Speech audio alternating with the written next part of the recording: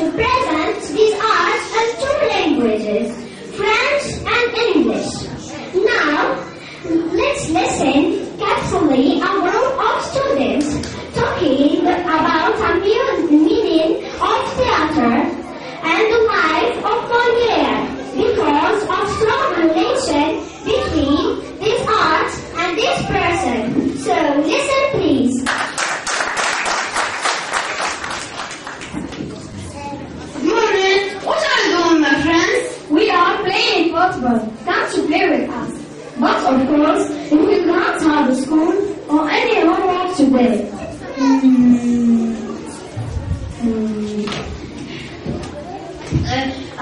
I am sorry, I can't. I have school today and I research about meaning of theater. Can you repeat please? Of course.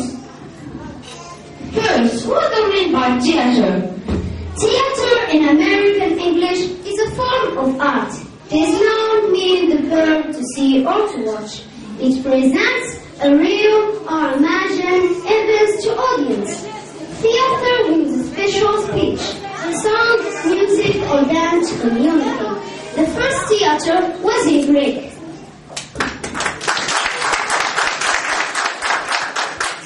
As you know, there is a strong relation between theater and drama.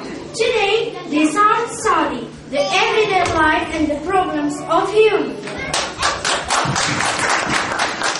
For example, there is one famous person in this field. It is Molière. Wait, who is Molière? Look, this is a picture of Molière. Molière born in 15th of January 1622. He was popular in the Western world. He writes so many books like The School for Wives and The Bourgeois Gentleman. Although his mother at the age of 10 was very intelligent, Molière has 3 children, Louis, Marie-Madeleine and Pierre. He died in the 17th of February 1673 in France, but he leaves lots of books in the history and memory.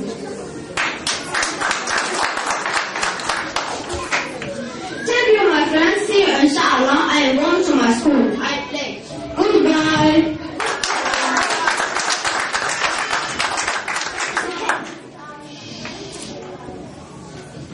Thank you, my friends. This short play is presented by Asaful Hayes, Edward Azma, Liam Azim, Nizam Nadini, Isam Ahsan, Usama Al-Hamid, and Mohammed Amin Gumri.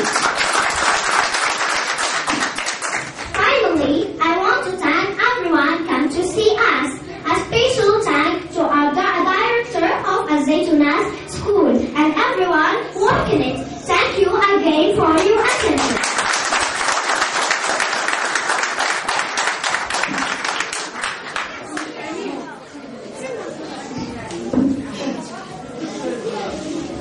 Parmi les activités de l'atelier du théâtre, la série Le Sang de Politique va être présentée par Samia Leila et Ouda Ram.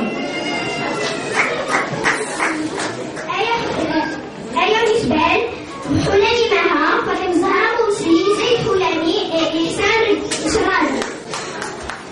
Le matin, dès que je sors de lit, je bois un verre de lait de brebis, oui c'est ça.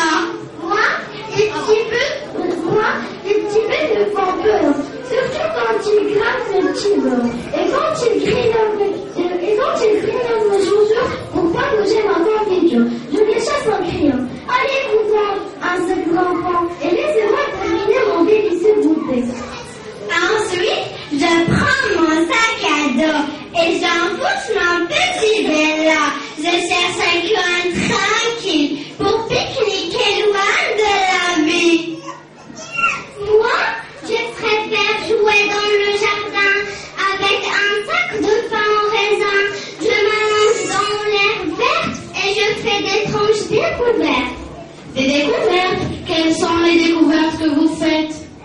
Je découvre la nature et ses beautés. Les insectes m'ont toujours étonné. Ils grimpent sur mes mains pour partager mon festin. Moi, pour être enfant, je vois un jeu de pommes. Que fêtez-vous le soir? Que fêtez-vous le soir? Aimez-vous de déguster du pois? Nous rêvons dans le noir. La nuit, j'aimerais bien regarder la nuit en croquant de belles grosses prunes. Ensuite, je me transforme en tout petit robot et je vole jusqu'au frigo pour dévorer des testines. Moi, j'admire les reflets du ciel en suçant des bonbons miel. Et s'il fait un peu froid, alors vite je dois aller voir un gros bol de chocolat qui me réchauffe l'estomac. Nous endormons et pendant la nuit, nous rêvons à tout ce que nous allons déguster. Et quand le jour sera levé, c'était la poésie de l'estomac. Mais entre poésie et estomac, nous n'hésitons pas, nous choisissons l'estomac.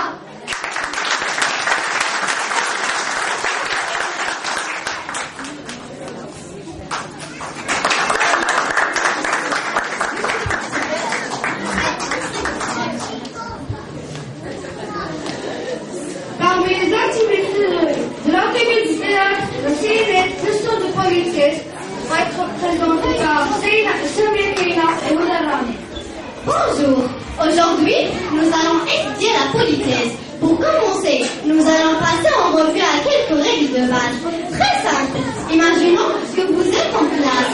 Normalement, vous ne devez pas manger de chewing-gum. Si par hasard vous avez oublié de le rejeter dans une poubelle, ne faites pas comme ceci.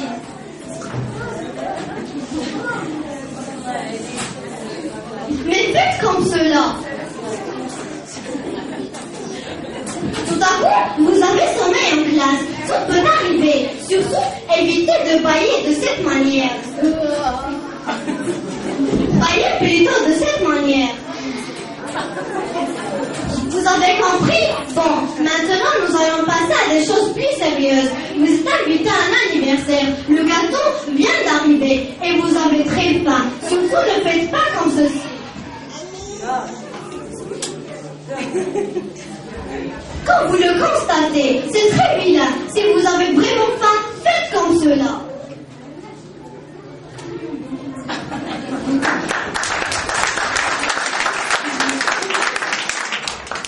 Voici une situation délicate. Votre tante, ou votre cousine, ou votre voisine vient d'avoir un bébé. Vous allez à la clinique pour admirer le nouveau-né. Malheureusement, vous trouvez que le bébé est vraiment moche. Surtout, ne dites pas « Oh, comme il est moche, il ressemble d'un pépé quand il est tombé dans un buisson de rang. » Mais dites cela.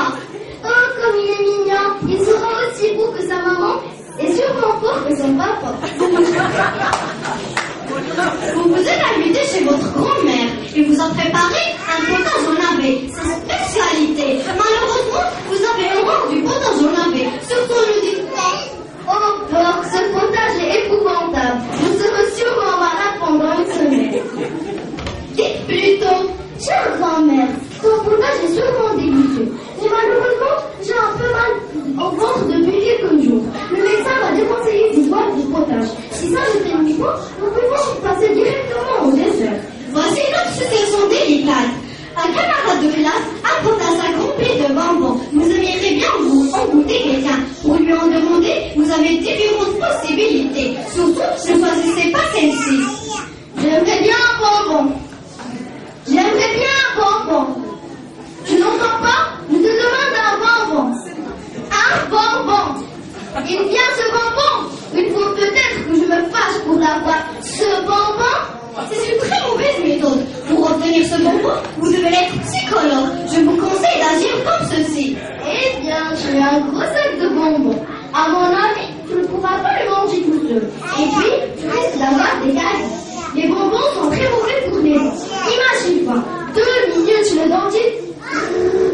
Comment? Tu n'as pas envie d'aller chez le dentiste?